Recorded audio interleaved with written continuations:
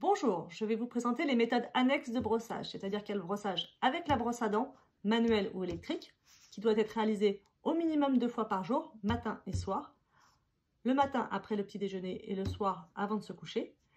Et ensuite, l'idéal, ce serait 3 fois par jour, c'est-à-dire après chaque repas. Et ensuite, je vous présente aussi les moyens annexes, c'est-à-dire le fil dentaire et les brossettes interdentaires, qui seront de différents types. Pour le fil dentaire, il faut prendre un assez grand morceau de fil dentaire, de préférence ciré, mais après c'est un petit peu comme vous préférez. Vous l'enroulez de chaque côté au niveau des doigts et ensuite vous le passez dans le sillon entre les deux dents. Vous le glissez dans le sillon sous la gencive d'un côté, vous remontez et vous passez de l'autre côté. Bon, ça allume une petite lumière, mais pas forcément dans votre bouche. Et vous allez ainsi sur toutes les dents, dans les espaces entre les dents. Et vous passez de l'autre côté. Pour les brossettes, il existe différents types de brossettes.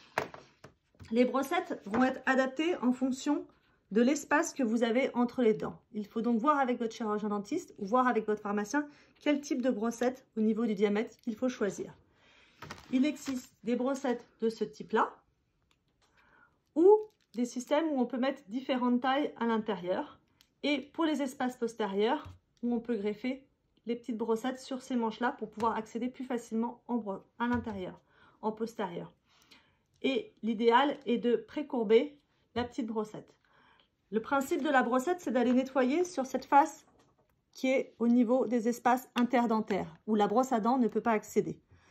Du coup, on passe la brossette, on cherche le contact avec la dent sur toute sa hauteur d'un côté, et on passe la brossette sur l'autre face de la dent d'à côté, en cherchant bien, pareil, à nettoyer sur toute sa hauteur.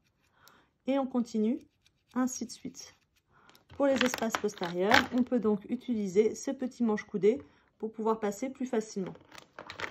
Il existe aussi des petites brossettes comme ceci, qui sont en caoutchouc, qui sont à usage unique.